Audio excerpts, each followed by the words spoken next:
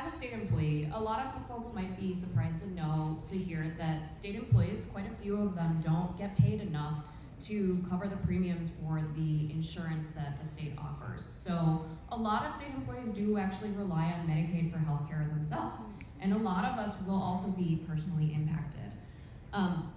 But I think, aside from just talking about impacts, we have to talk about what we do next. And a critical piece of that is to look at how we got here. And how we got here is, again, Tabor.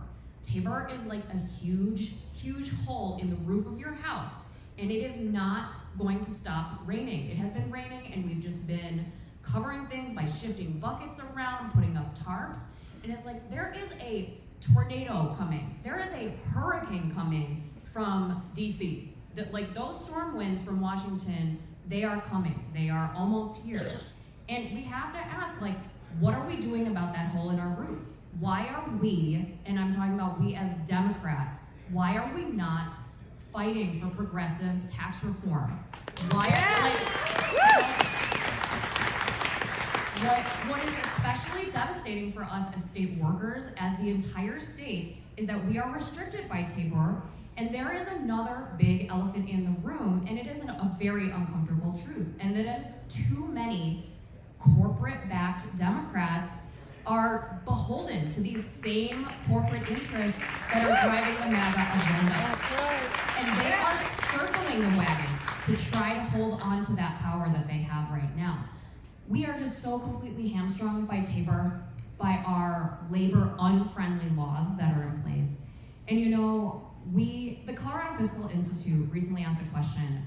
They asked that what do we as people, just people here in Colorado, what do we have in common with Vail Resorts? Guess what the answer is? We both pay the same tax rate.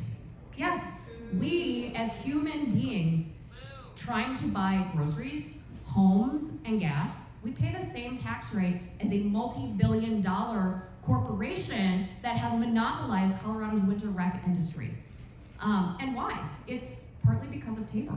So we have to stand up and have the courage to champion and defend immigrants, to defend public health, to defend public workers who are contributing so much to our community, instead of letting myths about business and crime and fraud take over.